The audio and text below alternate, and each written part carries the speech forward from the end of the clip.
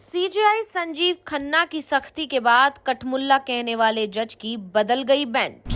अभी तक आपराधिक मामलों में जमानत के केसों की सुनवाई करते थे justice Shekhar Yadav. Allahabad high court के मुख्य न्यायाधीश ने जस्टिस यादव की बदल दी बेंच। क्रिमिनल केस की जगह अब सिविल मामलों की सुनवाई करेंगे justice Yadav. Allahabad high court के जज जस्टिस शेखर यादव की मुश्किलें बढ़ती दिखाई दे रही हैं। सीजेआई संजीव खन्ना ने तो पहले से ही उनके भाषण पर हाई कोर्ट से रिपोर्ट मांग ली थी। राज्यसभा में उनके खिलाफ कपिल सिब्बल की तरफ से महाभियोग का नोटिस भी लगा दिया गया, जिसमें 55 सांसदों के हस्ताक्षर हैं। यानी महाभियोग की प्रक्रिया को शुरू किए जाने के लिए जितने सांसदों के समर्थन की जरूरत है, उससे ज्यादा सांसदों ने जस्टिस यादव के खिलाफ महाभियोग शुरू करने की मांग की है। ऐसे में अभी गेंद सभापति के पाले में है, जिनके खिलाफ विपक्षी दलों की तरफ से पहले से ही अविश्वास प्रस्ताव का नोटिस दिया गया है। अगर जस्टिस यादव के खिलाफ महाभियोग का नोटिस स्वीकार कर लिया जाता है, तो फिर वो किसी भी मामले की सुनवाई तब तक नहीं कर सकेंगे जब तक कि महाभियोग की कार्रवाई पूरी नहीं हो जाए। वैसे अभी तक हिंदुस्तान में किसी भी जज को महाभियोग के जरिए नहीं हटाया गया है और संसद में जो स्थिति है, उसमें जस्टिस यादव के खिलाफ महाभियोग सफल हो पाएगा, इस पर संदेह है। क्योंकि जब तक बीजेपी महाभियोग का समर्थन नहीं करेगी, ये प्रस्ताव ना तो राज्यसभा में टिक पाएगा और ना ही लोकसभा में। लेकिन अब हाईकोर्ट ने जरूर जस्टिस यादव की ताकत को कम कर दिया है। क्रिमिनल मामलों की सुनवाई से हटकर सिविल केस की सुनवाई में लगा दिया है। तो क्या है हाईकोर्ट का आदेश? इसी पर आज हम अपनी स्पेशल रिपोर्ट में करेंगे चर्चा, तो इस वीडियो को आखिर तक जरूर देखें। इलाहाबाद हाईकोर्ट के जज शेखर कुमार यादव ने कुछ दिन पहले प्रयागराज में विश्व हिंदू परिषद के एक कार्यक्रम में एक बयान दिया था, जिस पर जमकर हंगामा मचा हुआ है। उनका वो बयान अब उन पर ही भारी पड़ गया। जस्टिस यादव ने कहा कि इस पर हम आगे बात करेंगे, पहले बात हाईकोर्ट के एक्शन की करते हैं। इलाहाबाद हाईकोर्ट के मुख्य न्यायाधीश ने जस्टिस शेखर यादव की बेंच बदल दी है। अब वो सिविल मामलों की प्रथम अपील का काम देखेंगे। अभी तक रेप, सेक्सुअल हैरेसमेंट, बड़े आपराधिक मामलों की बेल सुनते थे। इलाहाबाद हाई कोर्ट में 16 दिसंबर से कुछ न्यायाधीशों के क्षेत्राधिकार में बदलाव किया जा रहा है। इसमें पिछले दिनों विश्व हिंदू परिषद के कार्यक्रम में बयानबाजी को लेकर चर्चा में आए जस्टिस शेखर कुमार यादव का नाम भी शामिल है। हालांकि रोस्टर में ये मॉडिफिकेशन सामान्य प्रक्रिया है और जो नया सप्लीमेंट्री रोस्टर जारी किया गया है, वो 16 दिसंबर से प्रभावी होगा। सप्लीमेंट्री रोस्टर के मुताबिक जस्टिस शेखर कुमार यादव अब साल 2010 तक की पुरानी प्रथम अपीलों से जुड़े मामलों में सुनवाई करेंगे। 2011 से प्रथम अपीलों की सुनवाई जस्टिस क्षितिज शैलेंद्र करेंगे। न्यायमूर्ति क्षितिज शैलेंद्र के पास धारा 24 सीपीसी के तहत आवेदन, FAFO और द्वितीय अपील का क्षेत्राधिकार रहेगा। इससे पहले बीते 15 अक्टूबर से प्रभावी बेंच रोटेशन में जस्टिस शेखर कुमार यादव IPC की धारा 376, 376A, 376E यानी अन्य अपराधों के साथ या उसके बिना, धारा 302 और धारा 304B IPC को छोड़कर इनके तहत जमानत आवेदन 11/12/2023 से आगे के लिए और भारतीय न्याय संहिता की धारा 64-71 के तहत महत्वपूर्ण जमानत आवेदन यानी अन्य अपराधों के साथ या उसके बिना भारतीय न्याय संहिता की धारा 103 और 80 को छोड़कर की सुनवाई कर रहे थे। ये क्षेत्राधिकार अब जस्टिस संजय कुमार सिंह को सौंपा गया है।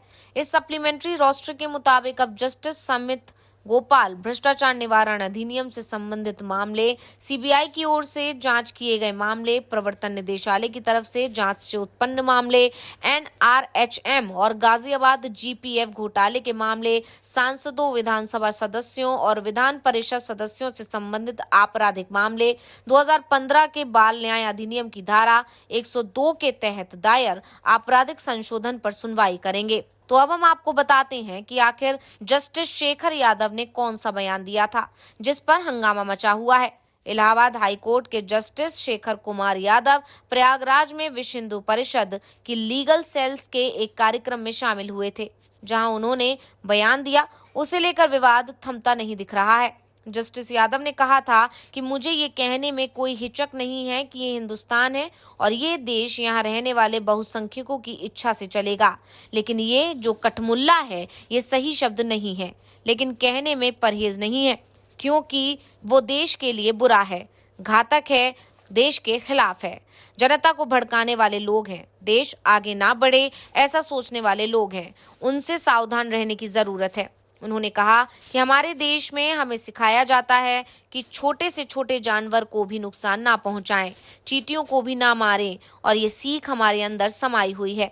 हमारी संस्कृति में बच्चे वैदिक मंत्र और अहिंसा की सीख के साथ बड़े होते हैं। शायद इसीलिए हम सहिष्णु और दयालु हैं। जब दूसरे पीड़ित होते हैं तो हमें दर्द होता है, लेकिन कुछ अलग संस्कृति में छोटी उम्र से ही बच्चों को जानवरों के वध के बारे में बताया जाता है। इससे उनके अंदर दया और सहिष्णुता का भाव ही नहीं रहता। आप उनसे सहिष्णु और दयालु होने की उम्मीद कैसे कर सकते हैं? मुस्लिम समुदाय का नाम लिए बगैर जस्टिस शेखर यादव ने आगे ये भी कहा कि आप उस महिला का अपमान नहीं कर सकते जिसे हमारे शास्त्रों और वेदों में देवी की मान्यता दी गई है। आप 4 पत्नियां रखने, हलाला करने या 3 तलाक के अधिकार का दावा नहीं कर सकते। अगर आप कहते हैं कि हमारा पर्सनल लॉ इसकी अनुमति देता है तो इसे स्वीकार नहीं किया जाएगा। आप कहते हैं हमें 3 तलाक देने और महिलाओं को भरण पोषण ना देने का अधिकार है, लेकिन ये अधिकार काम नहीं करेगा। जस्टिस शेखर यादव के इसी बयान के बाद से वो तमाम लोगों के निशाने पर आ गए हैं। उनके खिलाफ महाभियोग की प्रक्रिया शुरू करने का नोटिस दिया जा चुका है। हाई कोर्ट में उनकी बेंच बदल दी गई है तो सुप्रीम कोर्ट भी इलाहाबाद हाई कोर्ट से रिपोर्ट तलब कर चुका है। लेकिन एक बात साफ है कि हाई कोर्ट के जज की नियुक्ति जितनी आसान होती है उससे कई गुना ज्यादा मुश्किल उन्हें पद से हटाना होता है, क्योंकि हाई कोर्ट या सुप्रीम कोर्ट के जज को हटाने की ताकत मात्र संसद के पास होती है, और वो भी महाभियोग के जरिए ही किसी जज को हटाया जा सकता है।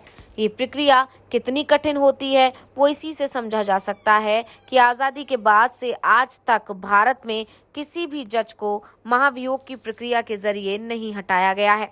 ऐसे जस्टिस शेखर यादव पर महाभियोग चलेगा, इस पर ही सवाल है, और अगर चलता भी है तो उसके पास होने की संभावनाएं बेहद कम है।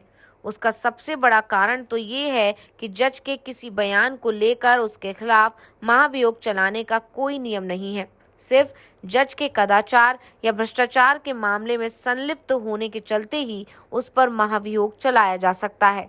दूसरा, जस्टिस यादव के समर्थन में जिस तरह से बीजेपी के नेता खुलकर सामने आ रहे हैं, उससे एक बात तो साफ है कि विपक्ष महाभियोग प्रस्ताव को लेकर तो आ सकता है, लेकिन पास नहीं करा सकता। वैसे भी अब सदन की कार्रवाई 1 सप्ताह और चलनी है। ऐसे में इस सत्र में जस्टिस यादव पर महाभियोग की कार्रवाई शुरू नहीं हो पाएगी, ये तय है। फिलहाल जस्टिस यादव कई वरिष्ठ वकील और पूर्व जजों के निशाने पर भी आ गए हैं। वैसे एक बात और है कि जस्टिस यादव का कार्यकाल अब सिर्फ 15 महीने का ही बचा है। मार्च 2026 में वो रिटायर हो जाएंगे। विपक्ष के कई नेता तो दबी जुबान यहाँ तक दावा करने लगे हैं कि जस्टिस यादव को बीजेपी 2027 में होने वाले विधानसभा चुनाव लड़ा सकती है। जिस तरह से कोलकाता हाईकोर्ट के जज अभिजीत गंगोपाध्याय ने लोकसभा चुनाव से पहले बीआरएस लिया, बीजेपी में शामिल हुए, लोकसभा चुनाव लड़े और सांसद बन गए, उस तरह से बीजेपी जस्टिस यादव को भी राजनीति में ला सकती है। वैसे जस्टिस यादव की तरफ से इस तरह के कोई संकेत नहीं दिए गए हैं। तो ये रिपोर्ट आपको कैसी लगी हमें कमेंट करके अपनी राय जरूर दीजिएगा। इसी के साथ वीडियो को लाइक करें, वीडियो को शेयर करें और चैनल को सब्सक्राइब करना ना भूलें।